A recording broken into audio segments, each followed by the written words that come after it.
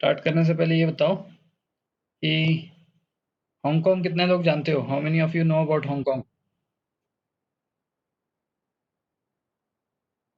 क्या है वो? एक कंट्री है, जगह है, सिटी है, क्या है? What is it? What is Hong Kong? Country है? सब नाम सुना है? अच्छा, सिर्फ नाम ही सुना है। अच्छा, okay. Country country country country. Okay, everyone is writing country. तो चाइना जो है, चाइना उसको लेना चाहता है, ये भी सुना होगा आपने। State, country.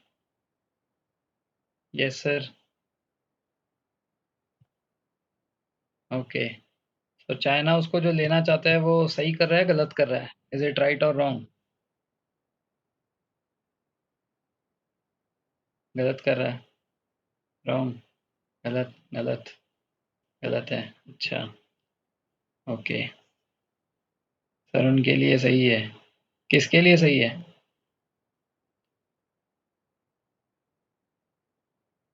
चाइना सब कुछ गलत ही करता है। अच्छा, चलो आज के बाद पता चल जाएगा चाइना वालों के लिए। ओके। चलो let us understand this problem now.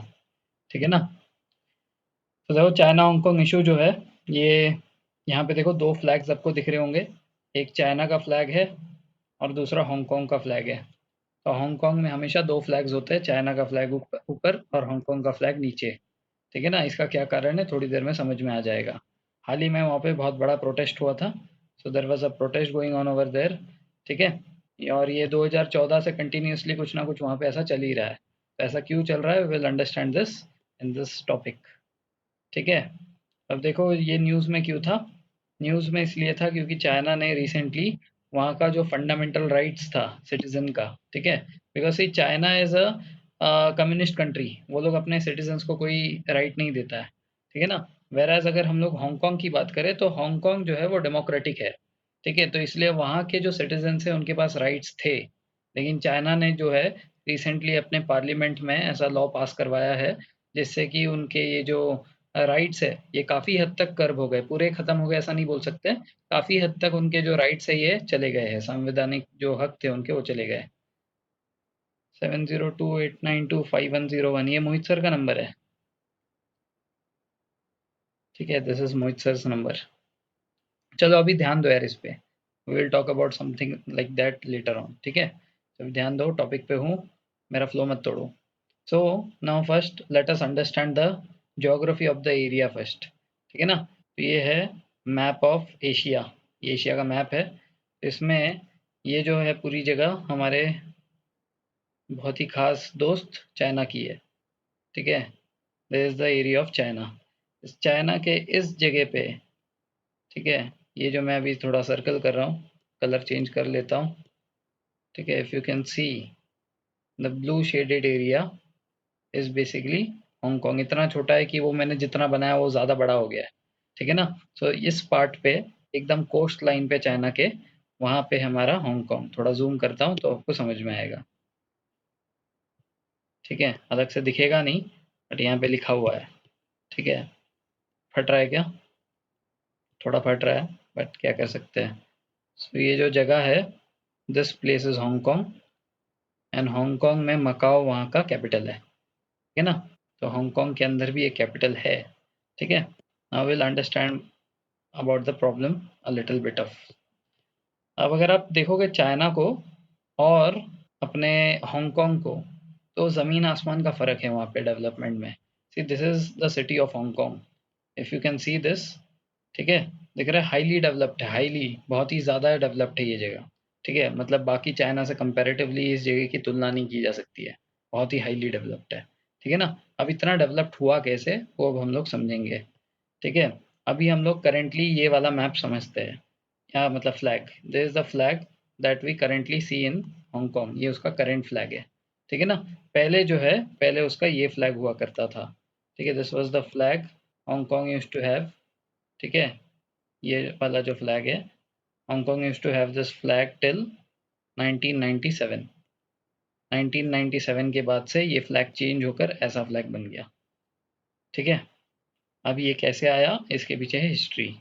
देखो जो हमारी मंडे की टॉपिक्स होती है ना, understand about the importance of this topic. देखो मंडे का टॉपिक जो है फुल्ली करंट अफेयर भी नहीं बोल सकते, it is not totally current affair. ठीक है, तो ये है क्या और इसका एग्जाम में इम्पोर्टेंस क्या है। देखो एनडीए के एग्जाम में एक पार्ट होता है जो मिशेलिनियस होता है। ठीक है, मिशेलिनियस टॉपिक्स ऑफ एनडीए। ठीक है, अब ये किसके ऊपर होता है, ये हिस्ट्री के ऊपर होता है, ये ज्योग्राफी के ऊपर होता है और थोड़ा बहुत करंट अफेयर्स के ऊपर होता है, दिस मिशेलिनियस टॉपिक। तो अब ये हिस्ट्री, ज्योग्राफी और करंट अफेयर्स में अचानक से एक मिशेलिनियस टॉपिक कहाँ से आ जाएगा। आप कितना पढ़ सकते हो, बस पढ़ने के लिए दुनिया में चीज़ें कम नहीं है, हज़ारों चीज़ें हैं पढ़ने के लिए। तो वो जो मिसलेनियस टॉपिक डालते हैं हिस्ट्री में, अलावा हमारे सिलेबस के, जो हमारा सिलेबस है हिस्ट्री का या ज्योग्राफी का या करंट अफेयर्स का, उसके अलावा वो जो मिसलेनियस टॉपिक डालता है, ये कहाँ से डालता है? ये डालता है ऐसे कोई करंट इवेंट से। अभी जैसे यहाँ पे एक इवेंट मैंने बताया, तो 2 चीज़ों के लिए न्यूज़ में था ये, किस चीज़ के लिए? वहाँ के हमारे मतलब हांगकांग के लोगों के फंडामेंटल राइट वहाँ से निकाल दिए गए। और हाल ही में आपने सुना होगा कि बहुत सारे जो कंपनीज़ है, वो जो है वो चाइना से बाहर निकल रहा है। तो बेसिकली चाइना नहीं एग्ज़ैक्टली, वो हांगकांग से बाहर निकल रहा है, not exactly China, they are going out from Hong Kong. ठीक है ना? तो वो हांगकांग से बाहर क्यों जा रहे हैं, ये भी वन ऑफ द, ये क्या लावा, ये बाहर क्यों जा रहे हैं, this is one of the topic that we need to discuss. ठीक है, so for this we have to understand little bit of history. अब ये हिस्ट्री में क्या क्या आएगा, इसमें ब्रिटिश हिस्ट्री आएगी, ठीक है ना, चाइनीज हिस्ट्री आएगी और थोड़ा बहुत फ्रेंच हिस्ट्री भी आएगा, बहुत कम बट थोड़ा सा फ्रेंच हिस्ट्री भी आएगा। ठीक है ना sir, Indian Indian history British के साथ कंबाइंड होकर आएगा। ठीक है, Indian history will also come with a little bit of part of British. ठीक है, so let us understand about the British history over here, जो हमारे चाइना हांगकांग से रिलेटेड है। ठीक है, तो आज जो हम लोग हांगकांग देख रहे हैं, जो आज हमें हांगकांग दिख रहा है, ये 1800, छोटा लग रहा है क्या screen? Do you feel the screen is small? थोड़ा जूम करूँ?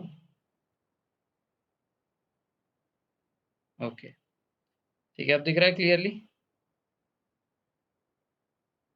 हाँ अब ठीक है। ओके, सो 1842 तक अगर हम लोग बात करें, 1842 तक हांगकांग जो है ये मेन चाइना का पार्ट हुआ करता था। This was a part of, integral part of China. ठीक है ना, 1842 तक। ठीक है ना, फिर 1842 के बाद क्या हुआ? तो चाइना का एक डायनेस्टी बताओ जिसने बहुत लंबे समय तक रूल किया है, जल्दी से, हमने पढ़ा है ये कभी, we have read this. Yes, very good, Qing dynasty. ठीक है, सो ब्रिटिश की उस जमाने की बात कर रहे हैं हम लोग जब वहां पे क्विंग डायनेस्टी एग्जिस्ट किया करती थी, बिफोर 1842। 1842 से पुरानी कहानी हम लोग सुन रहे हैं। तो क्या हुआ, ये जो ब्रिटिश इंडिया में आई थी, किस लिए आई थी? Why did the Britain come to India? Ming नहीं, Qing, QING, Qing dynasty, trade करने के लिए आई थी, वेरी गुड। तो ये लोग इंडिया में जब ट्रेड कर रहे थे, तो इनका जो है ना, ट्रेड के लिए इनका भूख कभी खत्म नहीं होता था। They wanted more and more area to come under them, so that they can trade more and more. ठीक है, तो अभी जैसे इंडिया एक फेमस है पॉपुलेशन के लिए, तो दूसरी कंट्री कौन सी है जो बहुत ज़्यादा फेमस है? वो है चाइना। तो चाइना के साथ अगर वो लोग ट्रेड कर पाए तो उनका जो मार्केट है वो और बड़ा हो जाएगा। ठीक है, और स्पेशली उनको चाइना से दो चीज़ें चाहिए थी। They wanted silk. ठीक है, चाइना में सबसे फेमस सिल्क, और दूसरा वहाँ का टी। ये जो है, ब्रिटेन क्या चाहती थी? ब्रिटेन चाहती थी कि ये किसी तरह चाइना से प्रोक्योर करे, ये चाइना से वो लेकर आए, क्योंकि चाइना में वो बहुत ज़्यादा होता था। ठीक है, मतलब जितना चाइनीज़ लोगों के खाने के बाद, कंज्यूम करने के बाद, बेचने के बाद फिर भी बहुत एक्स्ट्रा बच जाता था, तो इतना ज़्यादा उनके पास सिल्क एंड टी था। तो चाइना से ये सोचा ब्रिटेन जो है अपने पास ले ले। ठीक है, और ब्रिटेन जो है इसको पूरे दुनिया में ट्रेड करे। तो Britain wanted to trade the substances brought from China and send it to various countries. ठीक है ना, तो चाइना ने दे भी दिया क्योंकि चाइना के पास तो एक्सेस में था। तो चाइना ने क्या किया, चाइना ने ब्रिटेन को सिल्क और टी दे दिया। ठीक है ना, तो अभी क्या फ्री में मिलेगा उनको? कोई भी कंट्री किसी भी दूसरे कंट्री को कोई भी सामान फ्री में बेचने वाला है क्या? What do you think? Free में मिलेगा क्या? नहीं ना। तो बेसिकली यहाँ पे उसी से झगड़ा स्टार्ट हुआ था। ब्रिटेन जो है, ये ऐसा कंट्री था जिसको उनसे सामान चाहिए भी बट पैसे भी नहीं देने। ठीक है ना, अब देखो, फॉर अ चेंज हम लोग आज जो है ना, अगर आप पूरा आज का कहानी सोचो, तो कहीं न कहीं आपको आधे चैप्टर में तो ये दिखेगा कि ब्रिटिश विलेन है, ठीक है? ये लोग विलेन हैं और चाइना जो है, ये लोग जो है विक्टिम है। और half of the story you will understand कि ब्रिटेन जो है, ये लोग विलेन है और चाइना जो है ये विक्टिम है, ठीक है? This is you will understand for half of the story. तो क्या हुआ, ये ब्रिटेन ने जो है उनसे सिल्क लिया, बदले में सिल्क लिया और क्या लिया, टी लिया और बदले में पैसे भी नहीं दिए, ठीक है? ये जो चाइना है, ये चाइना बोलता है कि हमको सिल्वर में भुगतान करो, गिव अस सिल्वर, ठीक है? For exchange of silk and T, give us और पे अस इन सिल्वर। तो ब्रिटेन ने क्या किया, ब्रिटेन ने बोला यार नहीं, हम लोग पैसा नहीं देना चाहते, ठीक है? हम लोग जो है आपको पैसा नहीं देना चाहते, एक काम करो, हम लोग जो है ना ब्रिटेन में बहुत ही अच्छे हाई क्वालिटी के वो लाते हैं, क्या बोलते हैं, टेक्सटाइल लाते हैं हम लोग इंडिया में, ठीक है ना? We bring in high quality of textile in India, ठीक है? कहाँ से लाते थे? मैनचेस्टर से, आपने पढ़ा होगा 10th में, they used to get textiles from Manchester in UK, ठीक है ना? तो मैनचेस्टर से वो लोग जो मशीन मेड टेक्सटाइल्स लाते थे, उन्होंने चाइना को वो बेचने का कोशिश किया। They tried to sell their textiles in China, but China ने बोला कि हमको नहीं चाहिए, लेकिन हमको तुम्हारे टेक्सटाइल में कोई दिलचस्पी नहीं है, हम लोग अपना कपड़ा खुद ही इधर बनाते हैं एंड वी हैव, क्योंकि उनके सिल्क था भाई। अगर उनके यहाँ सिल्क है, देन वो लोग कपड़ा बाहर से क्यों खरीदेंगे? वो भी मतलब ब्रिटेन से आया हुआ जो टेक्सटाइल है, जो मतलब फैक्ट्री मेड है, उसमें उतना क्वालिटी भी नहीं था जो वो लोग चाइना लोग वहाँ पे बना रहे थे। तो basically they shown no interest in buying the textiles from England, ठीक है? अब उन्होंने बोला यार इन्होंने तो अभी टेक्सटाइल खरीदा नहीं, तो इनको पैसे देने पड़ जाएंगे। तो उन्होंने क्या किया, उन्होंने चाल चली, उन्होंने जो है इंडियन फार्मर्स को ओपियम बेचने बोला, ठीक है? इंडियन फार्मर्स को क्या बोला, आप जो है ओपियम दो हमको, ठीक है? हम आपसे ओपियम खरीदेंगे। तो उसने इंडियन फार्मर्स को बहुत ज़्यादा मजबूर किया कि आप ओपियम उगाओ, ठीक है ना? क्या बोलते हैं इसको, ओपियम का हिंदी में नाम क्या है? अफीम, ठीक है? ये एक ड्रग है, हाँ ड्रग है, राइट। तो ये जो ओपियम है, ये ओपियम उगाने बोला।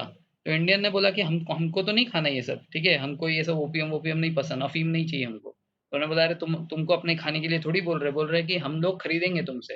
The British said that we are going to buy this from you, ठीक है ना? अब ब्रिटिश जानती है कि इंडियन फार्मर्स को कितना ही पैसा देना है, ठीक है? अब देखो ब्रिटिश ने क्या किया, ब्रिटिश ने यहाँ से ओपियम उगाया इंडिया में और उसको जो है, उसको चाइना में बेच दिया, ठीक है? अब चाइना में ओपियम का उन्होंने बहुत हाई प्राइस लिया, ठीक है? मतलब अब यहाँ पे क्या चल रहा है, बेसिकली बार्टर सिस्टम जैसा चल रहा है। उन्होंने क्या किया, सिल्क और टी के बदले उनको ओपियम दिया, मतलब बेसिकली ये दोनों प्रोडक्ट तो हाई क्वालिटी के हैं ना, तो इन दोनों के लिए तो बहुत ही हाई रेट होना चाहिए, तो उतना ही रेट पे आप सोचो कि ओपियम बिका उनका, ठीक है? क्योंकि ये बदला अदला बदली हो गई, ठीक है? So they gave them opium to the Chinese and took silk and tea from them, ठीक है? और क्या है कि यहाँ पे ब्रिटेन को फायदा हो रहा था, क्योंकि उन्होंने क्या किया, सिल्क और टी को तो उन्होंने बाकी देशों में बेचा, तो they had very high profits. तो मान लेते हैं कि वो बेचकर उनको 100 रुपए मिला, बदले में उन्होंने इंडियंस को कितना दिया ओपीएम उगाने का, बदले में उनको सिर्फ 5 रुपए दिया, ठीक है? मतलब ऐसा कुछ हो रहा था, समझ में आ रहा है? तो इसका मतलब सबसे फायदे में कौन है अभी, ब्रिटेन है, क्योंकि वहां पे अगर चाइना का देखोगे तो सिल्क चला गया, टी चला गया, ठीक है ना? बदले में क्या मिला, गांजा मिला, ठीक है ना? तो उस गांजे का तो उनको कोई फायदा है नहीं, बट उस गांजे का प्राइस किसके बराबर हो गया, सिल्क और टी के बराबर हो गया, तो उनका नुकसान हो गया एक तरीके से। दूसरा इंडियंस को नुकसान हो गया, क्योंकि वो लोग ओपीएम उगा रहे थे, जो ओपीएम के बदले में उनको मिल रहा सिर्फ 5 रुपए, वेरस ब्रिटिश का हमारा 100 रुपए है उस पे।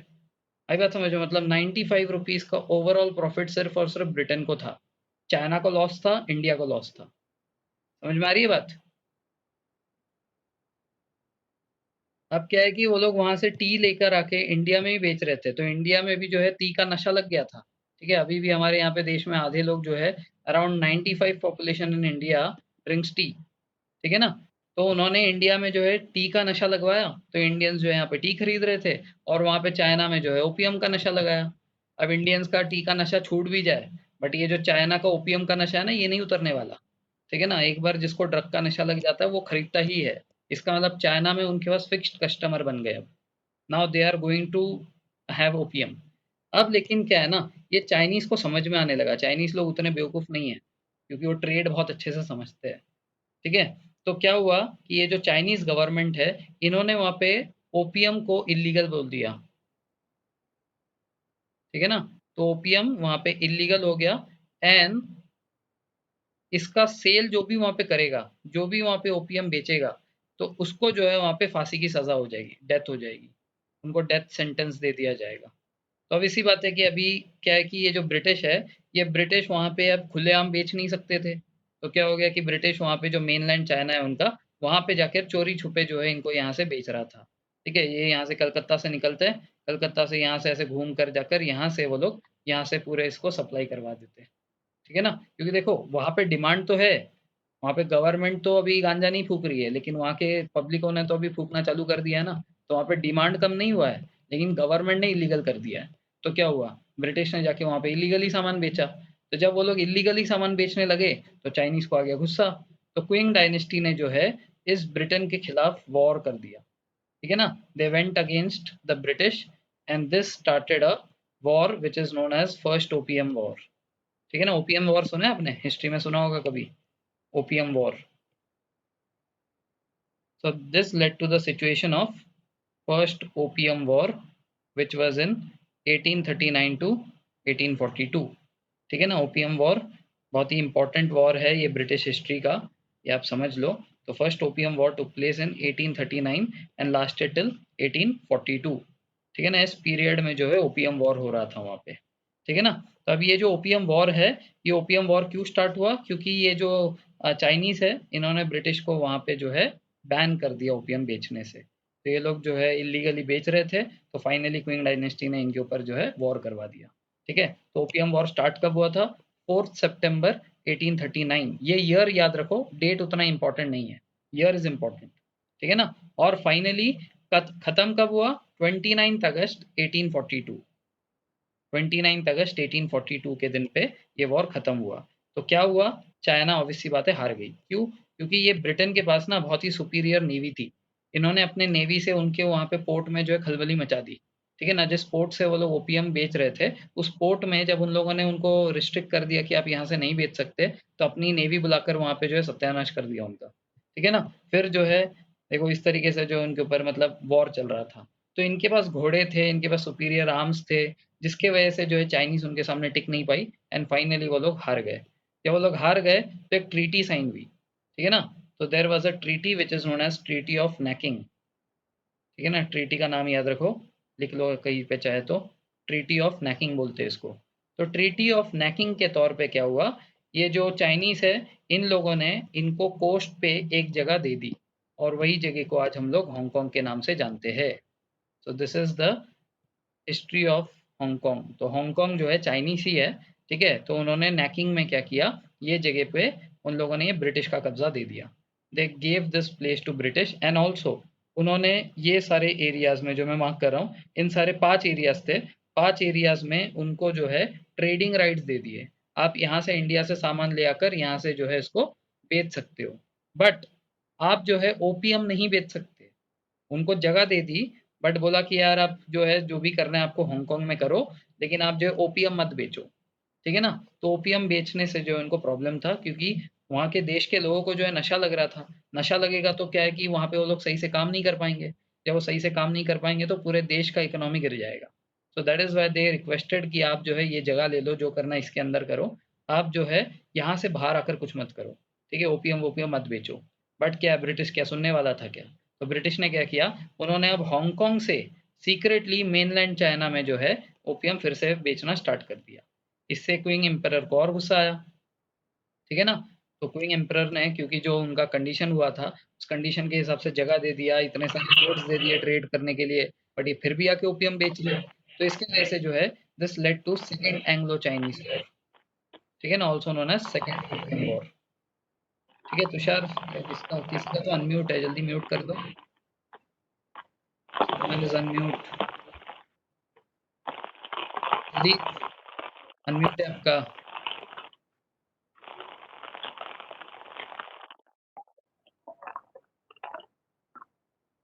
सुना करो यार, बता रहा हूँ तो। यहाँ तक समझ में आया क्या? तो क्या हो गया इससे, अभी सेकेंड एंग्लो चाइनीज वॉर या सेकेंड ओपियम वॉर होने वाला है। ठीक है ना? बट इसका जो पीरियड है, ठीक है, if you look at the period, this period is going to clash with first war of independence in India. ठीक है ना? ये जो पीरियड है इसका, ये पीरियड था 1856 से। फर्स्ट वॉर ऑफ इंडिपेंडेंस कब हुआ था इंडिया में? जल्दी बताओ, जल्दी बताओ, जल्दी बताओ। 1857 में, राइट। तो सेकेंड ओपियम वॉर जब हुआ तो ब्रिटिश ने अपनी सारी आर्मी जो है चाइना में भेज दी थी, ठीक है ना। चाइना से लड़ने के लिए 1856 में सारी आर्मी वहाँ पे भेज दी थी, ठीक है। तो स्टार्टिंग में ये वॉर बहुत ही फियर्सफुल चल रहा था, बहुत ही खतरनाक वॉर चल रहा था।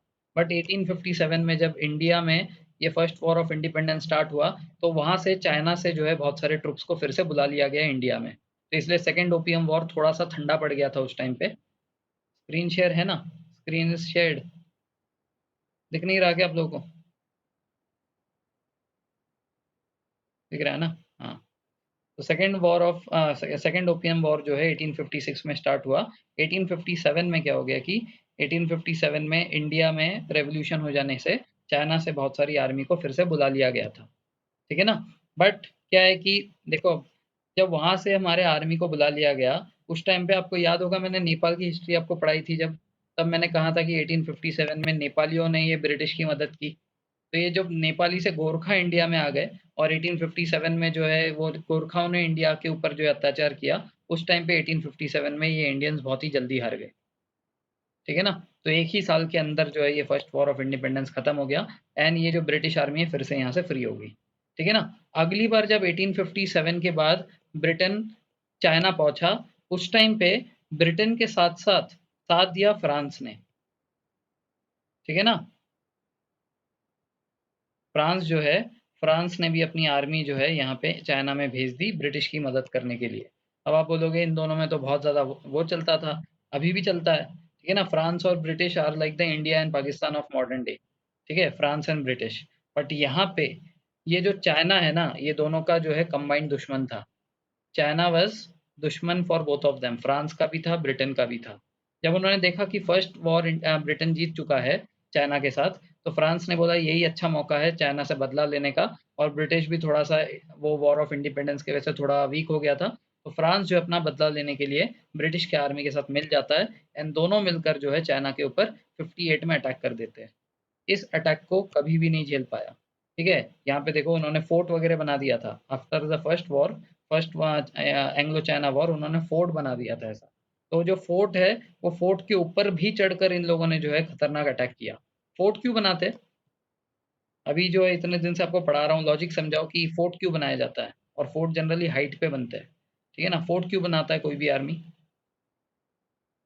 एडवांटेज हाइट से मिलता है यस, इसलिए। एडवांटेज ऑफ हाइट मिलता है, ठीक है ना। तो इसीलिए जो है ये चाइनीज लोगों ने भी फोर्ट बनाया था। बट क्या है कि ये लोगों ने यहाँ से नीचे से सीढ़ी वगैरह लगाकर, फ्रांस और ब्रिटेन की आर्मी ने उनके ऊपर जो फोर्ट के ऊपर चढ़कर उनको मार दिया, ठीक है ना। तो हाइट का एडवांटेज जो उनको मिला था, उनको लगा था कि अब तो हम जीत ही जाएंगे, बट ये एडवांटेज कुछ हुआ नहीं। इनको तो बहुत ही दर्दनाक मौत मारा इस बार, ठीक है ना।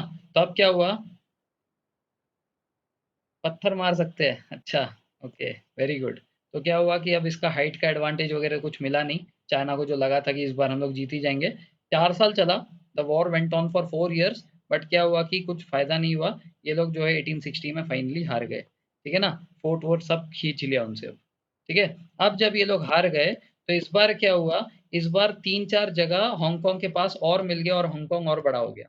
Now Hong Kong was much bigger than what it was in 1842।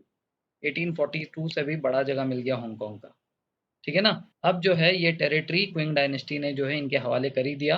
कि देखो अब ये पीरियड में, ठीक है, 1860 के दौरान में क्विंग डायनेस्टी बहुत वीक हो चुकी थी। याद आ रहा है आपको, मैंने बताया था Qing dynasty had become very weak, ठीक है। यस, तो क्विंग डायनेस्टी जब वीक हो गई थी तो इसके बाद जो है 1860 के बाद इन्होंने अभी कभी भी ब्रिटिश के खिलाफ कुछ नहीं किया और ब्रिटेन को जो है एक तरीके से पूरा हांगकांग का एरिया दे दिया, ठीक है ना। बट क्या है ना कि अब देखो कैसा है, चाइना के जो लोग हैं, गवर्नमेंट जो बोलती है हर चीज़ सुनते हैं ऐसा नहीं है, मैंने कुछ दिन पहले भी बताया। गवर्नमेंट कुछ बोलती है लेकिन लोगों को लगता कुछ और है, तो फिर भी वो वॉर वगैरह करते रहते हैं। तब क्या है कि ब्रिटेन को जब वहाँ पे हांगकांग मिल गया, हांगकांग का एरिया मिल गया, उस टाइम पे वहाँ पे उन्होंने बहुत ही खतरनाक तरीके से ट्रेड करना स्टार्ट कर दिया। क्यों? क्योंकि बहुत ही अच्छे रूट पे था वो, एकदम मेन सी रूट पे है जहाँ से बहुत ही इजीली इंपोर्ट एक्सपोर्ट हो सकता है। तो अब उनका जो ट्रेड है इंडिया के साथ साथ हांगकांग में भी ट्रेड बहुत ही फुल फ्लेज में चलने लगा। बट क्या है, यहाँ पे जो चाइनीज लोग हैं, ये बीच बीच में से जो है कुछ ना कुछ करते ही रहते थे, इनके ऊपर अटैक करते रहते थे चुप चुप के। गवर्नमेंट ने परमिशन नहीं दिया है, लेकिन क्या है कि चाइना के लोग ऐसा नहीं सुनते, ठीक है ना। वहाँ के जो खुद के लोग हैं वो आकर वहाँ पे जो है अटैक करने लग गए उनके ऊपर। तो ब्रिटेन को लगा कि यार अब तो देखो हमने इतने अच्छे से इधर ट्रेड एस्टेब्लिश कर लिया है, कि फालतू में छोटे छोटे अगर हम लोग उनके साथ वॉर में उलझे रहे ना, तो फिर हमारा खुद का लॉस हो जाएगा, ट्रेड में, बिजनेस में लॉस हो जाएगा, इनके साथ बार बार झगड़ते गए तो, ठीक है ना। क्योंकि वॉर में हमेशा ही दोनों साइड का ही नुकसान होता है, आर्मी मरती है, बहुत सारा जो है पैसा चले जाता है वॉर के पीछे। तो दैट इज वाई ब्रिटिश ने सोचा यार हमें पीस चाहिए, वी रिक्वायर पीस। तो इन्होंने क्या किया, ये लोग गए क्विंग डायनेस्टी के एम्परर के पास, बोला हांगकांग यार तुम्हारा ही है, तुम ही रखो, ठीक है ना। बट तुमसे जो है हम हांगकांग को एज अ लीज लेना चाहते हैं।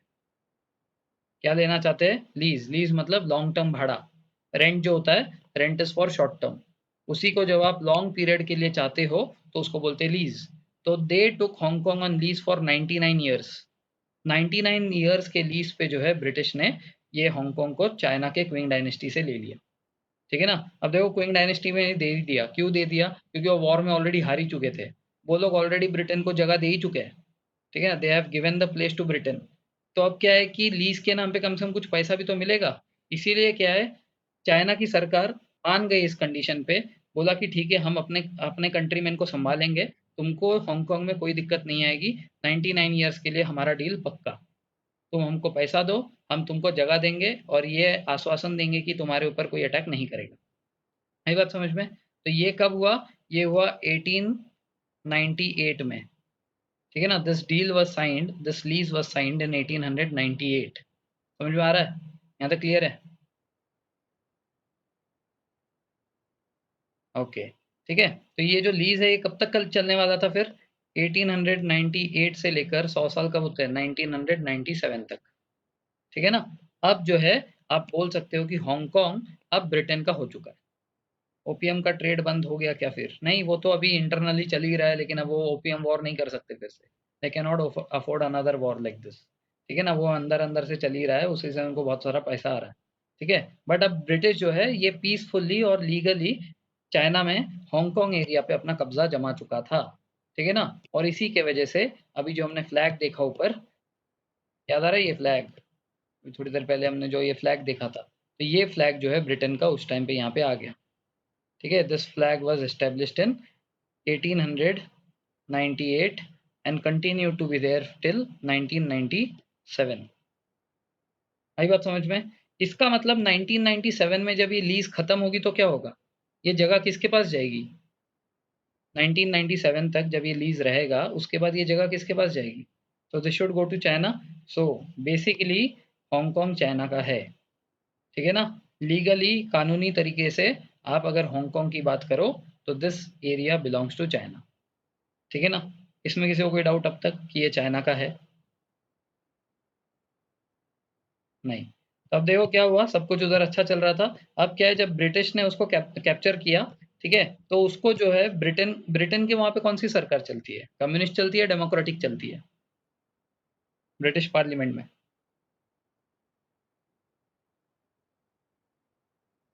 जल्दी बताओ, ब्रिटेन में क्या चलता है? ब्रिटेन में डेमोक्रेसी चलती है ना। चाइना में कम्युनिस्ट चलता है, बट ब्रिटेन में जो है डेमोक्रेटिक कंट्री है वो, ठीक है। तो उन्होंने क्या किया, उन्होंने हांगकांग में भी डेमोक्रेसी लगाई, ठीक है। It became a democratic country, तो वहाँ के सिटीजन्स को सारे राइट्स वगैरह सब दे दिए थे, ठीक है। प्लस ब्रिटेन ने क्या किया, ब्रिटेन ने इस हांगकांग को एज अ ट्रेड प्लेस बनाया, ठीक है। ये बहुत ही अच्छा ट्रेडिंग के लिए जगह है, इसीलिए उन्होंने क्या किया, देश विदेश के बहुत सारे बड़े बड़े कंपनीज को, जैसे रशिया से यहाँ पे कंपनीज आई, ठीक है। उसके बाद क्या बोलते हैं, यूएसए से यहाँ पे कंपनीज आई। तो अलग अलग कंट्रीज से यहाँ पे जो है हांगकांग में बहुत सारे कंपनीज आ चुके थे। Many companies came over here, and जिसके वजह से आज आपका हांगकांग इतना डेवलप दिखाई देता है, ठीक है। वहाँ पे डेमोक्रेसी है, लोगों में फ्रीडम है, तो इसीलिए वहाँ पे जो है बाहर से इस तरीके से एफडीआई किया जा सकता है, फॉरेन डायरेक्ट इन्वेस्टमेंट वहाँ पे अलाउड था, ठीक है। ये ब्रिटेन ने किया था। तो ब्रिटेन ने क्या किया, they invited a lot of foreign countries to come and settle in Hong Kong, and that is how they have develop so much. तो डेवलपमेंट क्यों हुआ समझ में आया? क्योंकि वहाँ पे जो है बाहर से एफडीआई आई थी, जिसके वजह से ये जो है एक बहुत ही इंटरनेशनल हब बन गया था हर एक कंट्री के लिए, जिसने अपनी अपनी कंपनीज यहाँ पे खोल दी थी। तो that is how they became so developed, बाकी चाइना से कंपेयर किया तो, ठीक है ना। तो अब इनका तो सब कुछ अच्छा चल रहा है, लेकिन ये अच्छा कब तक चलने वाला है? What do you think? Till how long this is going to last long? ये जो इतने सारे कंपनीज आ गए वहां से सब चल रहा है, कब तक चलेगा? 1997 तक चलेगा, राइट? 1997 के बाद क्या? What after this 1997? अब देखो, अब जब 1997 में इनका लीज खत्म हो गया तो ब्रिटेन अपने देश में वापस चला गया। ठीक है, now they were happy after this 99 years, they earned a lot of profit from here and they went back to England. ठीक है, अब प्रॉब्लम क्या हो गया? जिस कंट्री ने यहाँ पे इन्वेस्टमेंट कर रखा था, जो कंट्री से यहाँ पे इन्वेस्टमेंट हो रखा है, वो कंट्री बोली अरे तुम तो चले जाओगे, अब इसके बाद हमारा क्या? ये चाइना के हाथ में जैसे ही लगेगा ये कम्युनिस्ट कंट्री बना देगा और हमारी धज्जियां उड़ा देगा उसके बाद तो ये, तो हम लोग आपके कहने पे इधर आए थे, हमारी मदद करो, we require your help now. ठीक है ना? तो क्या हुआ 1997 में, जब इस तरीके से इनका ये ट्रीटी खत्म हो गया, इनका लीज खत्म हो गया, तो प्रॉब्लम स्टार्ट हो गया, because now it was to go to China. तो वहाँ पे जो कंट्री, वहाँ पे जो क्या बोलते हैं कंपनीज थे, उन लोगों को डर था कि हमारे ऊपर हरासमेंट होगा, इसके वजह से वो लोग ब्रिटेन को अप्रोच करते हैं। बट कुछ कंपनीज इस डर से भाग गई कि पता नहीं अभी ब्रिटेन कुछ कर भी पाएगी कि नहीं, फिर से ये चाइना के हाथ में चला गया तो हमारी हालत खराब हो जाएगी, इसलिए कुछ कंपनीज 1997 में ही वहां से भाग गई। ठीक है ना? 1997 में सम ऑफ द कंपनी, सारे नहीं, कुछ कंट्रीज, क्योंकि ब्रिटेन कुछ करने वाला था बट इन्होंने कुछ करने का वेट नहीं किया, ये पहले ही भाग गई वहां से। तो भाग कर कहाँ गए ये लोग? तो ये लोग जो है 1999 में 1997 में, सॉरी, 99 ईयर्स के बाद 1997 में ये भाग कर चले गए यहाँ पे। यहाँ से निकल कर, ये हांगकांग है, हांगकांग से निकल कर यहाँ से समुद्र क्रॉस करके यहाँ से चले गए वो यूएई में। ठीक है, किधर चले गए? This is UAE. ठीक है ना? दुबई ने उनको बुलाया उस टाइम पे, बोला कि भाई देखो, तुम लोगों को जैसे हांगकांग जैसी जगह मिल रही है, देखो हमारा कंट्री भी ऑलमोस्ट उतना ही है। देखो दिस इज द फोर्थ, जो यहाँ पे लिखा हुआ है ना, थोड़ा और जूम करता हूँ, will be able to see clearly. यहाँ पे देखो 4 लिखा हुआ है, इतना छोटा है कि वहाँ पे कंट्री का नाम भी लिखने का सही से जगह नहीं है। ठीक है, देखो ये है दुबई, दुबई मतलब यूएई, जिसका कैपिटल दुबई है। तो उन्होंने बोला कि देखो हांगकांग जैसे ही सब कुछ मिलेगा तुमको इधर, हम भी छोटे देश है तो ज़्यादा दिक्कत नहीं आएगी, हम भी एकदम सी के करीब है और मेन सी पे है, दिस इज इंडियन ओशन। ठीक है ना? Arabian sea basically connected to Indian ocean, तो आपको ट्रेडिंग में भी पहले जैसी कोई प्रॉब्लम नहीं आएगी। तो इन लोगों ने, यूएई ने, ये बहुत ही अच्छा अपॉर्चुनिटी लिया, वहां से कंट्रीज निकल रही थी तो हम लोग बुला लेते हैं, एंड वो लोग जो है वहां पे जाकर सेटल हो गए। ठीक है ना? तो some of the companies went, Abu Dhabi अलग है, Abu Dhabi is south Saudi Arabia, Abu Dhabi इधर है। ठीक है, सऊदी अरेबिया में, यहाँ पे दुबई है। ठीक है, यहाँ पे बहुत लोग कंफ्यूजन होता है, ध्यान से सुनना, ये ज्योग्राफी का पार्ट है। सऊदी अरेबिया ये बड़ा वाला पार्ट, वेर एज यूएई है ये छोटा वाला पार्ट। इसका जो कैपिटल है ये दुबई है, और सऊदी अरेबिया का कैपिटल अबू धाबी है।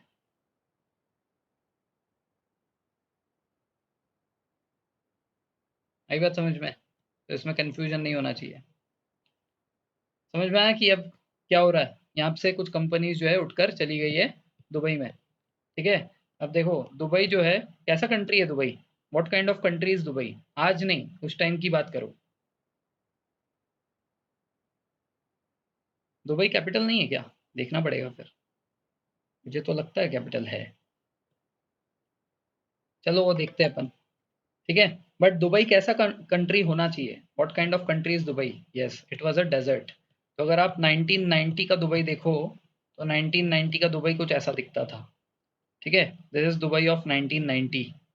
ठीक है, एकदम डेजर्ट है, कुछ नहीं है उधर, 2-3 बिल्डिंग दिख रही है बस। एंड दिस इज 2020 का दुबई। ठीक है, ये जो है 1997 के बाद वहाँ पे जब कंपनीज चली गई, उसके बाद जो है वहाँ पे ऐसा डेवलपमेंट हो गया। ठीक है ना? इसको बोलते हैं मौके का फ़ायदा उठाना। This is very very important in international politics. ठीक है ना? एक जगह का फ़ायदा उठाकर दूसरे जगह को फ़ायदा लेना चाहिए उसका। ठीक है, सो दुबई ने फ़ायदा उठा लिया, वहाँ से कंपनीज़ को उन्होंने टैप करके अपने कंट्री में बुला लिया और उनको हर वो सुविधा दी जो कि उनको हांगकांग में मिलता था। तो आधे कंपनीज़ तो अभी कूल डाउन हो गए, उनको कोई दिक्कत नहीं है, दुबई में जाके अभी बड़े खुश थे। ठीक है ना? बट जो बाकी आधे कंट्रीज़ इधर है, उनके लिए ब्रिटेन ने क्या किया? ब्रिटेन ने चाइना आकर एक पॉलिसी बनाई। ठीक है ना? ब्रिटिश जो है ये लोग चाइना है, और उन्हें बोला कि देखो भाई 1997 में आपके पास हांगकांग तो आ जाएगा, ठीक है, ठीक है, Hong Kong belongs to China now. लेकिन चाइना को बोला कि अगले 50 ईयर्स के लिए, नेक्स्ट 50 ईयर्स तक, 1997 से लेकर 2047 तक, अगले 50 ईयर्स के लिए आप वहाँ के कानून में कोई भी बदलाव ना करें। It belongs to China, but please do not make any change in the laws that is prevailing in 1997 in that Hong Kong. ठीक है ना? तो बेसिकली इसको हम बोलते हैं one country two system policy. ठीक है, इसको क्या बोलते हैं? ये लीगल टर्म है उधर का, one country two system policy. तो जैसे हमारे इंडिया में था ना, आर्टिकल 370 के तहत, कि हमारे जम्मू कश्मीर में एक लॉ होगा। अरे देखो यार, आप रिकॉर्डिंग सुन लेना, हर चीज़ रिपीट नहीं कर सकता, ऐसे बहुत सारे लोगों का फ्लक्चुएशंस आ रहा है इधर। ठीक है, तो अग्रीमेंट ये हुआ था कि 1997 में कंपनीज जो वहाँ पे थी, उनको बचाने के लिए ब्रिटिश ने क्या अग्रीमेंट बनाया चाइना के साथ, बोला कि अगले 50 साल के लिए, मतलब 2047 तक, आप जो है वहाँ के क्या बोलते हैं, लॉ में या वहाँ के एडमिनिस्ट्रेशन में कोई चेंजेस ना करो, जो वहाँ पे प्रिवेलिंग लॉज है उसको रहने दो। ठीक है, इवन दो हांगकांग अब तुम्हारा हो चुका है, it is belonging to China now, but please do not make any changes in the laws until next 50 years. इससे क्या है कि वहाँ पे जो हमने कंपनीज इतने दिन से एस्टेब्लिश करके रखे हैं, इनको अगले 50 साल में दिक्कत नहीं आएगी। अगर उनको लगता है कि अगले 50 साल में हमको यहाँ से चले जाना है तो उनकी मर्जी, बट नेक्स्ट 50 ईयर्स तो एटलीस्ट इनको मिलना चाहिए अपने आप को डिसीजन लेने के लिए टाइम देने का।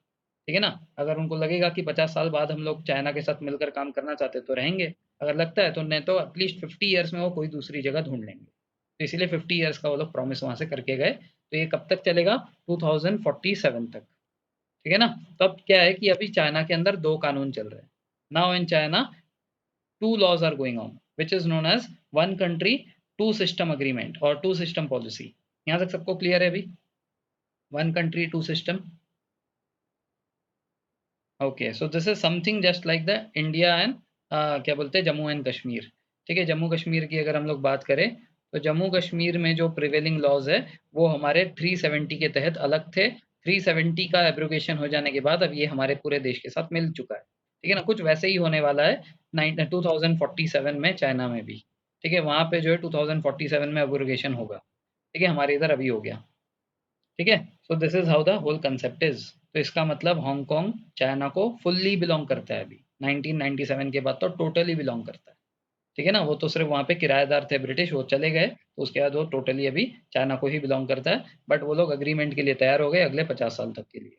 ठीक है ना? अब लेकिन क्या है, देखो धीरे धीरे क्या हुआ, धीरे धीरे 2010 के बाद, ठीक है, जो चाइना के गवर्नमेंट में जब थोड़ा सा चेंज आया, वहाँ की जो समझदार गवर्नमेंट आ गई, समझदार मतलब उनके दिमाग के हिसाब से समझदार।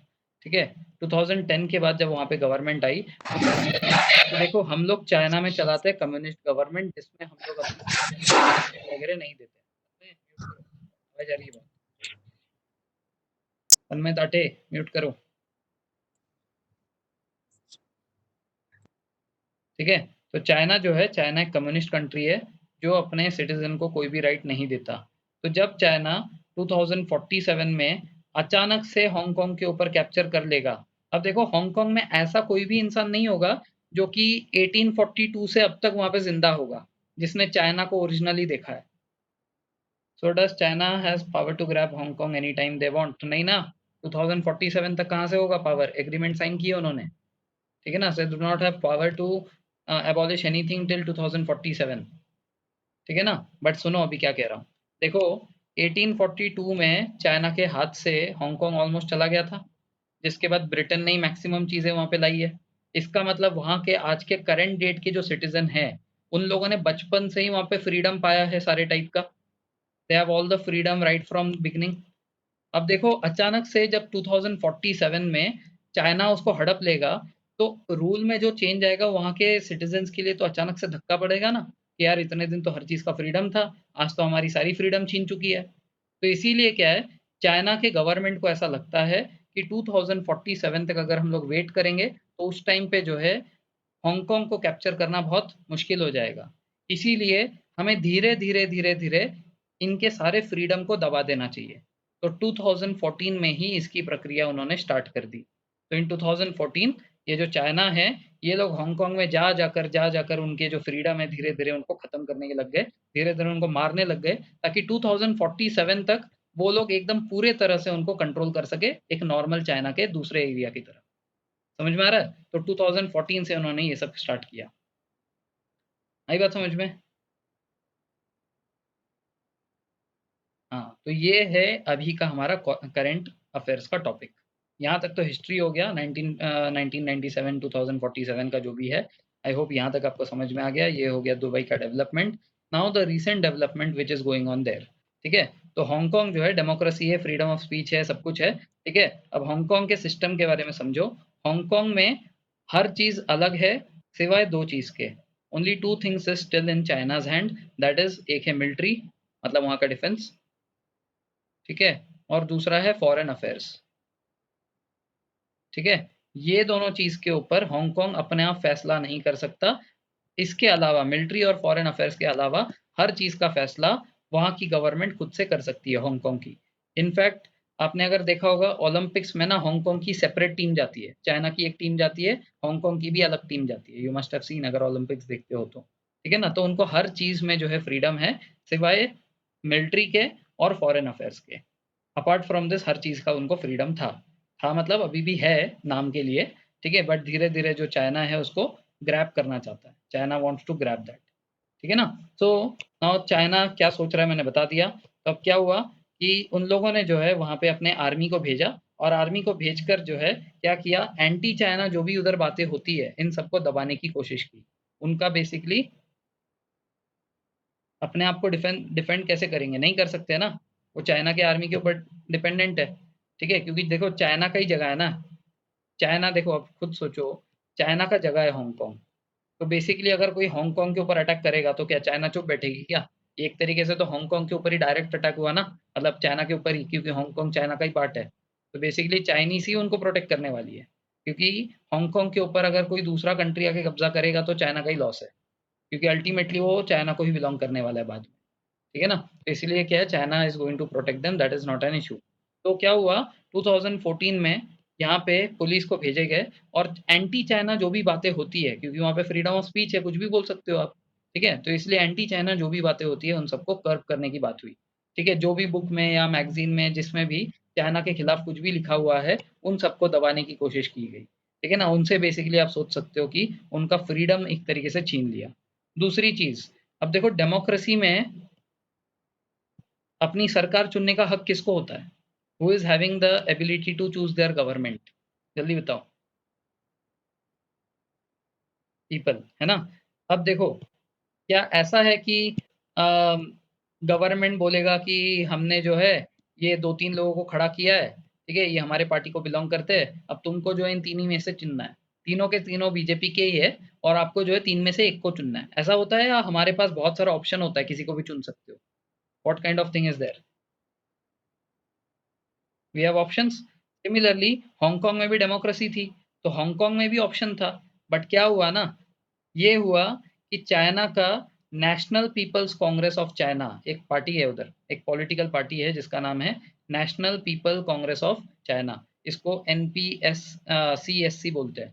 ठीक है, तो इन्होंने स्टार्टिंग तक तो कुछ नहीं किया था, बट बाद में क्या किया, इन्होंने इनका क्या बोलते हैं, जब कोई इलेक्शन में खड़ा होता है ना, उसको क्या बोलते हैं, कॉन्टेस्टिंग इलेक्शंस। तो कॉन्टेस्टिंग इलेक्शन में राइट्स लिमिटेड कर दिए। बोला कि तुम्हारे कंट्री में जिसको भी चुनना है, जो भी इलेक्शन होगा वो इलेक्शन लोग ही करेंगे, बट तुम्हारे कंट्री में कौन कौन इलेक्ट होने के लिए खड़े होंगे, कौन कौन इलेक्शन में खड़े होंगे, वो कैंडिडेट्स को हम भेजेंगे। तो मान लेते हैं हमने तुम्हारे पास कुछ 12-13 लोग भेजे हैं। ठीक है, कौन भेज रहे हैं इसको? चाइना भेज रही है। चाइना अपने मेन लैंड से कुछ 12-13 रिप्रेजेंटेटिव भेज रही है, और तुम्हारी जो मर्जी है उन 12-13 में से जिसको सिलेक्ट करना है कर लो, क्योंकि वो 12-13 एक्चुअल में एक ही पार्टी को रिप्रेजेंट कर रही है। तो लोगों ने बोला ऐसा क्यों, हमारे यहाँ पे तो कोई भी खड़ा हो सकता है। ठीक है, कौन खड़ा होगा उसके ऊपर कोई रिस्ट्रिक्शन नहीं होनी चाहिए, there should be no limitation on what kind of candidate is going to be elected. हम लोग अपनी मर्जी से सिलेक्ट करेंगे, ऑप्शंस हमारे पास होना चाहिए। बट चाइना ने बोला नहीं, ऑप्शंस हम तुमको देंगे, जिसको हम खड़ा करवाएंगे तुमको उसी में से चुनना है, चुन लो जिसको चाहिए। तो डेमोक्रेसी को खत्म नहीं किया एक तरीके से, बोला जाए तो democracy is not ended, because people are only voting there. But election में खड़ा वो हुआ है जिसको चाइना ने भेजा है। तो एक तरीके से ये तो वही हुआ ना कि चाइना के कंट्रोल में आ गया वो जगह, तो इसके ऊपर जो है लोगों ने प्रोटेस्ट किया, ठीक है ना। तो यहाँ पे देखो ऐसे लाखों की भीड़ आ गई थी, दिख रहा है फोटो। यहाँ पे जो है इस तरीके से चाइना में मतलब रोड नहीं दिखाई दे रहा होगा आपको, सिर्फ लोग के सर ही दिखाई दे रहे हैं। तो इस तरीके से जो है भीड़ उमड़ गई वहाँ पे इसके प्रोटेस्ट में। तो क्या हुआ, चाइना ने जो है वहाँ पे उनके पुलिस ने उनके ऊपर इस तरीके से केमिकल स्प्रे करवाया, ठीक है ना। क्या स्प्रे करवाया, केमिकल। देखो खुद जो है खुद मास्क वगैरह पहने हुए है, इसका मतलब केमिकल हार्मफुल है, उनको भी मालूम है this chemical is harmful, but फिर भी ये लोग जो है लोगों के ऊपर स्प्रे करते रहे, ठीक है ना। ऐसा बैरिकेड बना दिया और बैरिकेड के वहां से ये लोग स्प्रे कर रहे हैं लोगों के ऊपर। तो लोग भी जो है मॉडर्न प्रॉब्लम मॉडर्न सोल्यूशन, उन्होंने क्या किया, ऐसा रेनकोट पहन के आ गए या ऐसा छाता लेके आ गए, ठीक है ना। तो ये लोग ने जो है इस मूवमेंट को नाम दिया अम्ब्रेला मूवमेंट, ठीक है। नाम क्या दिया इस मूवमेंट को, अम्ब्रेला मूवमेंट। और वो अम्ब्रेला का कलर उन्होंने, ताकि ये थोड़ा सिंक्रोनाइज रहे, उन्होंने इसको येलो कलर का अम्ब्रेला मूवमेंट बना दिया, ठीक है। 2014 में हुआ था ये, ठीक है। किसी को पता है कि अम्ब्रेला मूवमेंट के बारे में सुना है कभी किसी ने? कपिल सर ने शायद एक बार क्लास में कुछ पढ़ाया होगा इसके बारे में, तो जो 11th 12th वाले हैं उनको थोड़ा बहुत पता होगा, ठीक है। कपिल सर ने शायद क्लास ली थी इसकी, मतलब 2017 में लिया था, तो थोड़ा बैकडेटेड हो गया। I will talk about that also. तो ये समझ में आया अम्ब्रेला मूवमेंट क्यों हुआ, कि अम्ब्रेला लेके, नहीं बताया सर, नहीं बताया था ये, ठीक है। फ़हीम फ़हीम बताया था नहीं है आपके बैच में? हाँ, यस फ़हीम लिख रहा है, हाँ, ठीक है। सो बेसिकली ये अम्ब्रेला मूवमेंट क्यों हुआ समझ में आया? उनके ऊपर केमिकल स्प्रे किए जा रहे थे एंड जिसके वजह से वो लोग जो है अपने बचाव के लिए वो लोग अम्ब्रेला लेके चलने लगे, ठीक है। जब भी कोई स्प्रे करेगा अम्ब्रेला खोल के बचा लेंगे अपना, ठीक है। तो बेसिकली देखो चाइना क्या चाह रही है, what is the China wanting. देखो चाइना ऐसा चाह रही है कि देखो ये 97 में ऐसा शिफ्ट हुआ।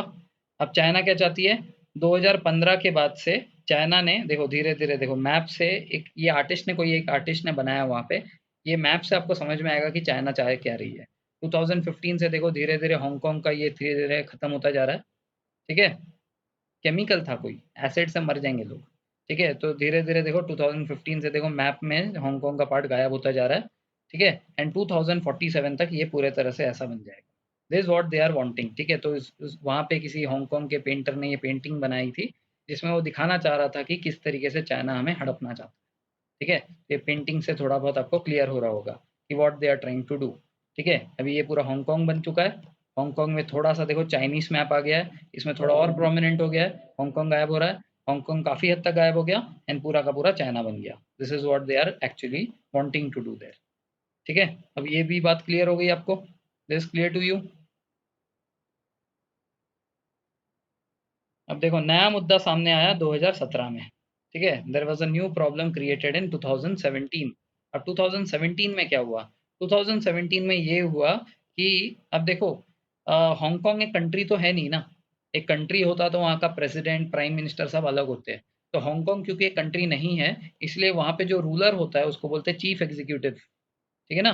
क्या बोलते हैं उसको, चीफ एग्जीक्यूटिव बोलते हैं, जो कि चाइना से आता है, क्योंकि चाइना एक्चुअल में उधर का कंट्रोलर है, इसलिए the chief executive comes from China, ठीक है। तो जो 2017 में हुआ वो है कि ये जो अभी हमारा करंट वहाँ का वो है, क्या बोलते हैं, जो भी बोलो, प्रेसिडेंट बोलो, प्राइम मिनिस्टर बोलो, नाम क्या है उसका, जिनपिंग, ये इंसान, ठीक है। ये जो है जिनपिंग, जो भी नाम है इसका, ये इंसान ने क्या किया, इसने अपने फेवरेट, इसका नाम है चेरी लैम, हाँ जिनपिंग वही, ये जो है ये है चेरी लैम, ये जो इसका मैंने शक्ल वो किया है, ठीक है। तो जिनपिंग ने क्या किया, जिनपिंग ने ये चेरी लैम को जो है वहाँ पे भेज दिया एज अ चीफ एग्जीक्यूटिव।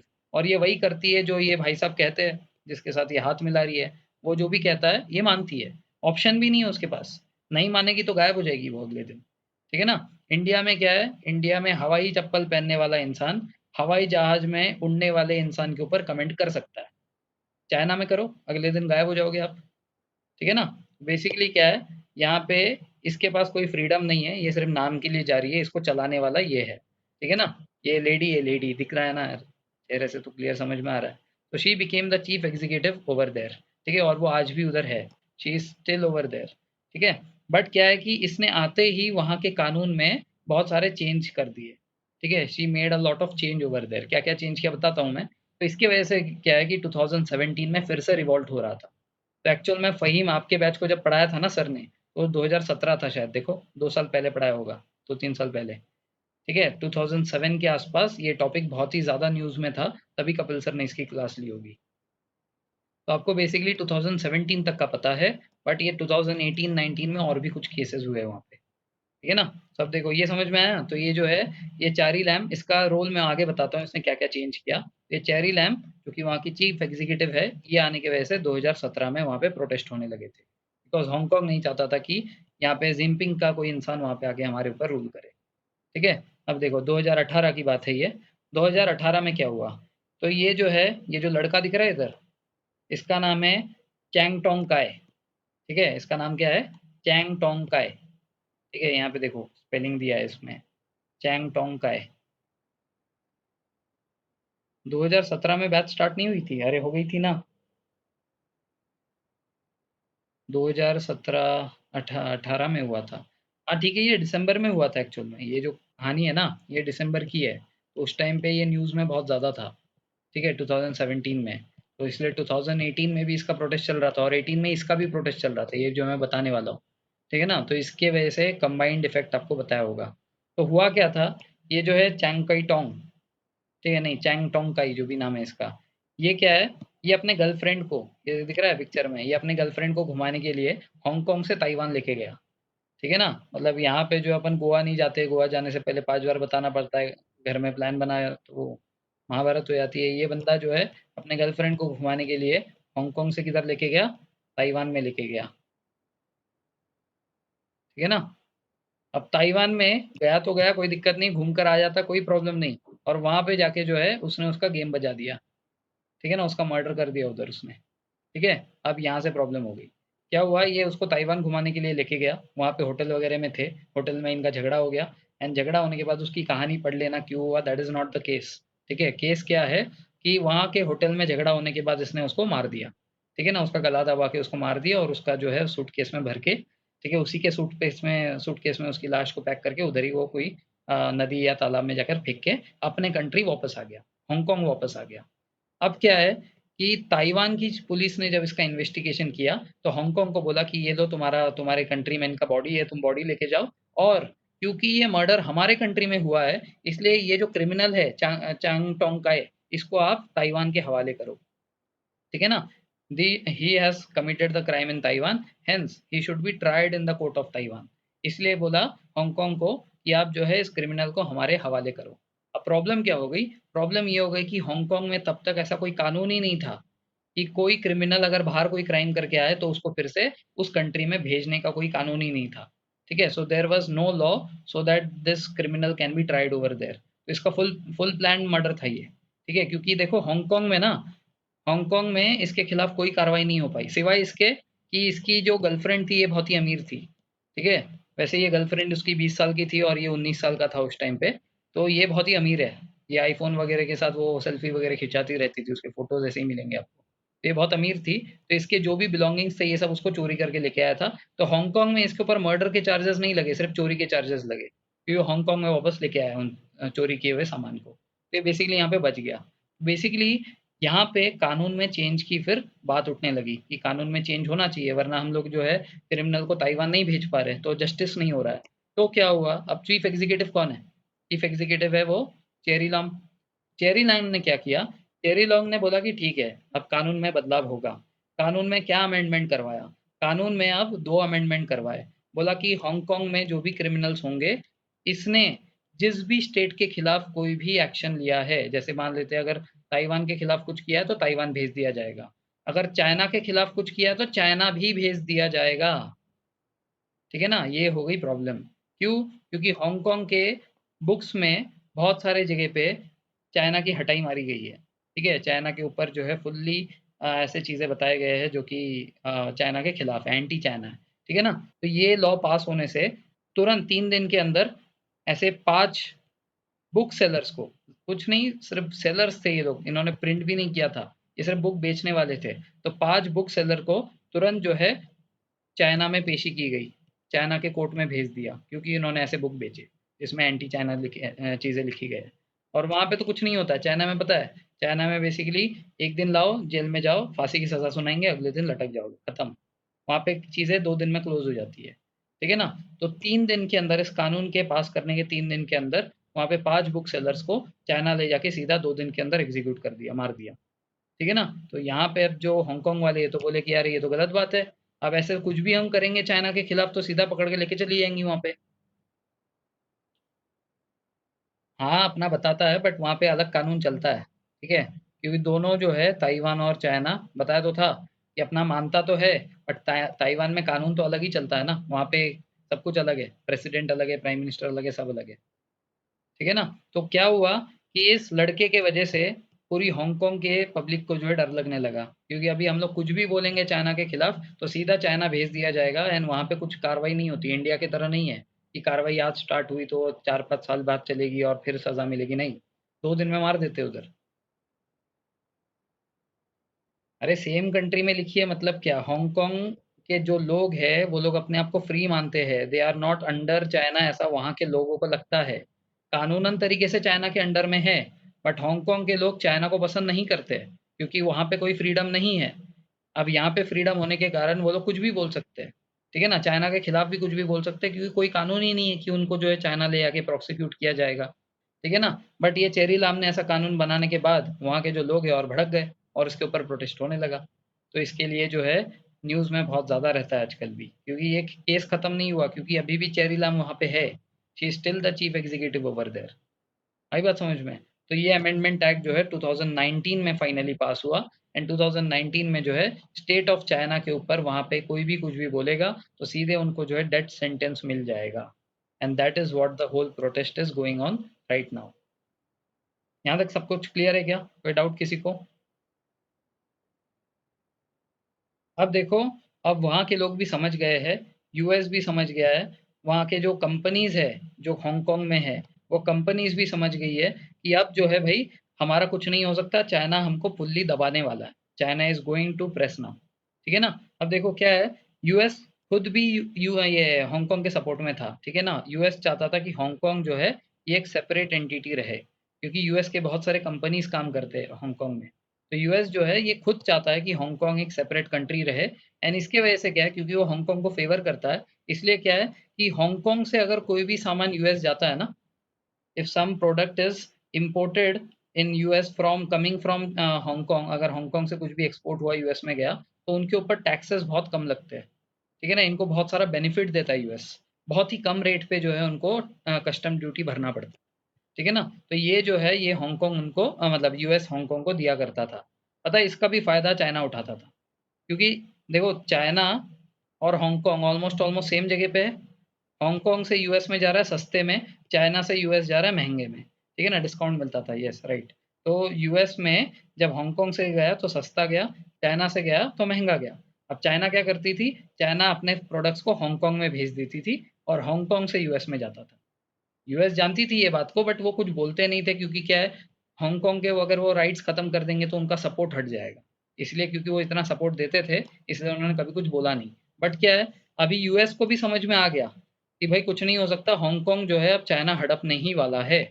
तो अभी यूएस ने भी अपने सारे जो कस्टम ड्यूटीज और डिस्काउंट वगैरह जो भी देती थी वो सारे डिस्काउंट्स उन्होंने भी रद्द कर दिए, ठीक है ना। अब वहाँ की कंपनीज भी समझ गए हमारा कुछ नहीं हो सकता इस कंट्री में, अभी वो लोग भी यहाँ से भागने की कोशिश कर रहे हैं, ठीक है ना। अब देखो चाइना ने मौके का बहुत अच्छा फ़ायदा उठाया, अभी कोरोना चल रहा है, तो कोरोना के चक्कर में क्या हुआ कि चाइना ने उनके ऊपर अब बहुत ज़्यादा ही ज़बरदस्ती करने लग गए, उनके सारे फ्रीडम खींच लिए, उनके सब कुछ खींच लिए। अब चाइना क्योंकि जानता है अब रोड पे आके प्रोटेस्ट तो कर नहीं सकते सोशल डिस्टेंसिंग के नाम पे, और अगर रोड पे आके उतर के अगर वो प्रोटेस्ट करेंगे तो पूरी दुनिया भी उनको गाली देगी कि भाई कोरोना चल रहा है तुम लोग भीड़ क्यों कर रहे हो। तो चाइना ने अच्छा फ़ायदा उठाया मौके का, और इसके वजह से अब आप मान ही लो कि चाइना जो है ऑलमोस्ट पूरा ही डोमिनेट करने ही वाला है अब, ठीक है ना। अब क्या हुआ, इसलिए वहाँ के कंट्रीज़ वहाँ के जो कंपनीज़ है वो वहाँ से भागना चाहती है। तो स्टार्टिंग में देखो मैंने आपको वाई न्यूज़ जब बताया तो वाई न्यूज़ में पहला पॉइंट क्या था कि वहाँ के फ्रीडम हट रहे, दूसरा पॉइंट क्या था, why news the companies are trying to move out from Hong. तो अब जो है 1990s की अगर हम लोग बात करें तो इंडिया खुद स्टेबल नहीं था। 1997 में यहाँ पे अटल बिहारी वाजपेयी की सरकार एक बार सिर्फ 13 दिन चला, एक बार 6 महीने चला, ऐसा था। तो इंडिया में भी स्टेबिलिटी नहीं थी। बट अगर आज के डेट में देखो तो आज के डेट में अगर हम लोग इंडिया के कोस्ट लाइन की बात करें तो अपने पास बहुत बड़ा कोस्ट लाइन है, उसके ऊपर सागरमाला प्रोजेक्ट की वजह से इंडिया में बहुत सारे नए-नए पोर्ट्स भी बने हैं अभी। ये पूरे इस पे अभी हमारे पास टोटल 13 पोर्ट्स है, ठीक है ना? पहले 12 था, अब ये 13वां बन रहा है। मैंने आपको इकोनॉमिक सर्वे ऑफ इंडिया के टाइम पे बताया था, कि एक 13th पोर्ट भी बन रहा है। तो इंडिया में इतने सारे भी पोर्ट्स बन रहे हैं, तो जिस तरीके से ये दुबई ने उस टाइम पे इनको खींच लिया यहाँ के कंपनीज़ को, ठीक है? हाँ, तो उसी तरह इंडिया भी इस मौके का फ़ायदा उठाकर यहीं पे उनको रोक सकता है।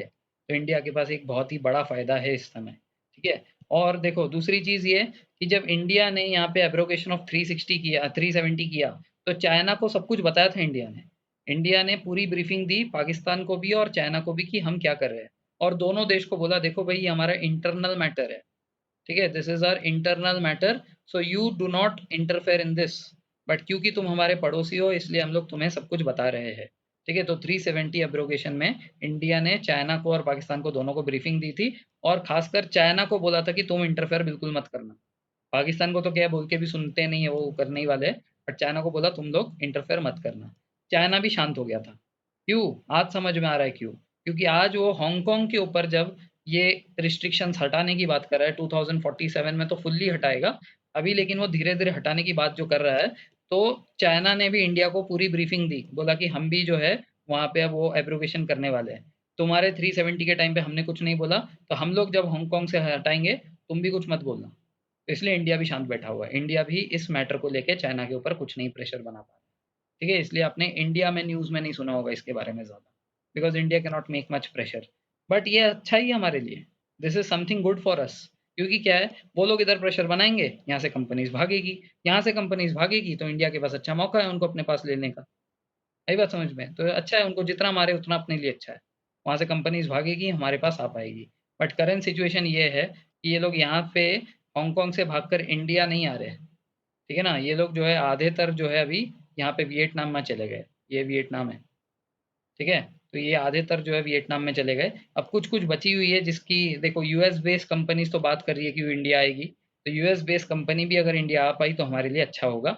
हमारे लिए कैसे अच्छा होगा? हमारा जो भी उस दिन मैंने पॉइंट्स बताए थे, हमारा एफडीआई बढ़ेगा, ठीक है?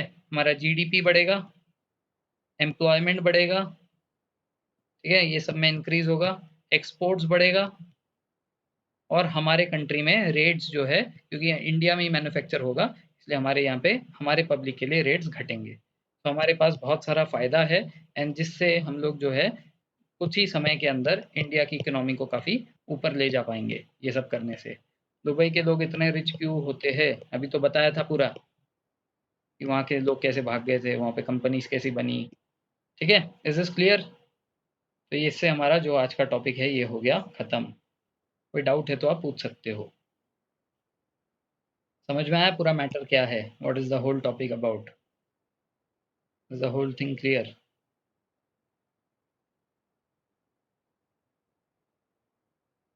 ओके, अच्छा। अब दूसरी चीज़, sir opening ceremony of summit बताओ। अरे समिट्स क्या होता है? समिट बेसिकली होता है कि अलग-अलग कंट्रीज़ के साथ हमारी मीटिंग, जैसे यूएई के साथ हमारा अगर कोई मीटिंग होगा तो उसको हम लोग बोलेंगे समिट। तो summit is the official name for meetings. ठीक है? अब मीटिंग जो है वो एक दिन में ख़त्म नहीं होता, वो जो है लंबा चलता है, ऐसे 2-3 दिन तक चलता है। ठीक है? जैसे जी20 एक समिट है, ठीक है? जी20 is a summit, G seven is a summit, इन सबको बोलते हैं समिट्स, ठीक है? मीटिंग्स।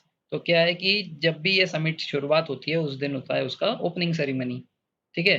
5 दिन का है मान लो, तो पहले दिन क्या होगा, ओपनिंग सेरेमनी होगी। जैसे आप कोई स्पोर्ट्स इवेंट देखते हो, आईपीएल होता है, तो आईपीएल में पहले दिन क्या होता है, ओपनिंग सेरेमनी होती है, लास्ट दिन पे क्लोजिंग सेरेमनी होती है। Why will company come to India and not other developed countries? Because India के पास भी कोस्ट लाइन है, ठीक है? इंडिया के पास अंबानी जी है जो कि उनके पास जो है बहुत ही अच्छे से इन्वेस्टमेंट कर पाएंगे, ठीक है? तो इसके वजह से इंडिया जो है उनको हर वो चीज़ दे सकता है, प्लस चीप लेबर है। सबसे इंपॉर्टेंट मुद्दा वो है कि हमारे पास चीप लेबर है, जैसे चाइना में है, ठीक है ना? हमारे पास एरियाज है कोस्ट लाइन पे जहाँ से वो लोग एक्सपोर्ट कर सकते हैं, ठीक है? तो दो बड़े फायदे हैं, ठीक है? एक कोस्ट लाइन है, दूसरा हमारे पास चीप लेबर है। तीसरा बड़ा फ़ायदा, जो भी चीज़ वो इंडिया में बनाएँगे, उसका डायरेक्टली मार्केट इंडिया में ही बन जाएगा, क्योंकि इंडिया का पॉपुलेशन इतना बड़ा है। जितना बड़ा पॉपुलेशन उतना बड़ा उनके लिए मार्केट, ठीक है ना? जितना बड़ा मार्केट उसको उतना ज़्यादा फ़ायदा प्रॉफ़िट में। That is why India should be preferred by any country. But India में क्या है ना, इंडिया में प्रॉब्लम ये है, एक छोटा सा पान का दुकान डालने के लिए भी ना 18 दिन लगता है। हमने इकोनॉमिक सर्वे ऑफ इंडिया में पढ़ा था कि ईज ऑफ डूइंग बिजनेस में इंडिया बहुत ही पीछे है। ठीक है, इंडिया का रैंक जो है ना ईज ऑफ डूइंग बिजनेस में, देख लेना, इंडिया का इंडेक्स बहुत ही पीछे है, हंड्रेड्स में है कुछ। हाँ नहीं नहीं, ईज ऑफ, हाँ वो 63 है, right, ease of doing business में। तो ईज ऑफ डूइंग बिजनेस के हिसाब से हमारे कंट्री में लगता है 18 दिन एक छोटी दुकान खोलने के लिए, वेराज न्यूजीलैंड में लगता है आधा दिन। In New Zealand it takes only half a day to start a business. तो इंडिया जो है इसीलिए जो है पीछे पड़ जाता है। बट इंडिया ने अगर बुलाया ही नहीं तो, इंडिया बुलाती है ना, इंडिया एफडीआई मांग रही है ना, सबके सामने भीख मांग रही है। ठीक है, लेकिन क्या है कि कोई आने को तैयार नहीं है, सब वियतनाम में भाग जाते हैं। ठीक है, मतलब वो अब तो भाग रहे, देखते हैं आगे क्या होगा।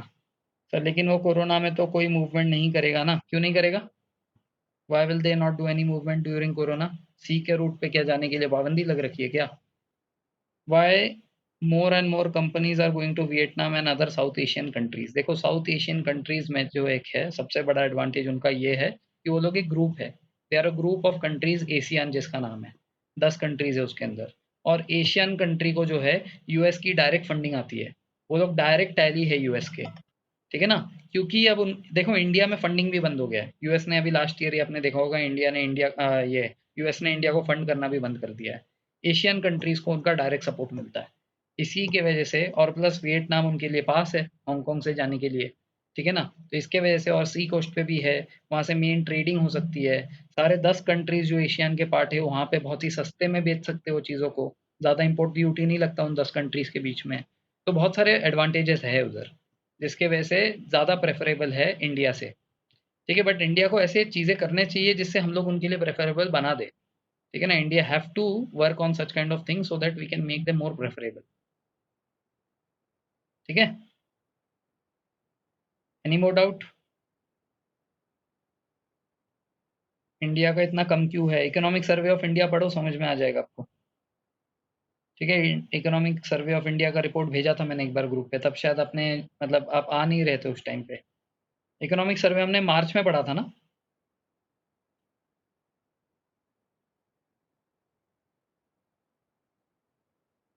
ये नो सर किसके लिए है? What is this no sir for? हाँ मार्च में पढ़ा था हमने। सर अगर चीफ एग्जीक्यूटिव मर गए तो न्यू चीफ एग्जीक्यूटिव चाइना से ही भेजेंगे। हाँ ऑब्वियस सी बात है, क्योंकि वो चाइना का ही डोमिनेटेड एरिया है। सर दोबारा भेजना, ये इकोनॉमिक सर्वे मैंने दोबारा ग्रुप पे इसलिए नहीं भेजा क्योंकि इकोनॉमिक सर्वे में क्या है कि ये जो कोरोना हो गया ना, इसके वजह से वो इकोनॉमिक सर्वे अब वैलिड नहीं रहा। It is of no use right now. ठीक है ना, आज के डेट में उसका वैलिडिटी नहीं है, क्योंकि कोरोना के ऊपर बहुत सारा चेंज हो चुका है हमारे इकोनॉमिक्स में। ठीक है, इसीलिए जो इकोनॉमिक सर्वे है मैंने दोबारा से ग्रुप पे नहीं भेजा। प्लीज चेक सूरज, आविष्कार, जितेश, रोहन। सूरज तो नहीं आया, आविष्कार मेरे ख्याल से स्टार्टिंग में था, जितेश नहीं आया, रोहन भी था स्टार्टिंग में। ठीक है, सो एक सूरज एब्सेंट है, एक जितेश एब्सेंट है।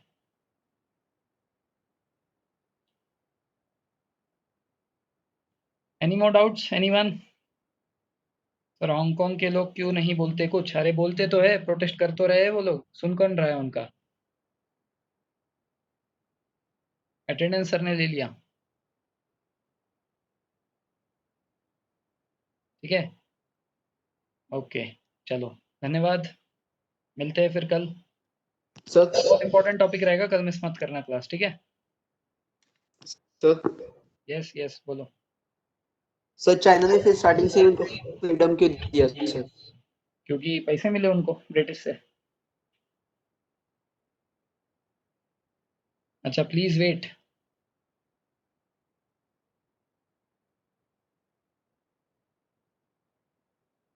क्या ये समझा नहीं, फ़हीम क्या लिखा आपने? हाँ, आज की रिकॉर्डिंग भेज दूंगा। I have taken 12th attendance. अच्छा, आप इतना लेट क्यों आए भाई? हो चुका था क्लास।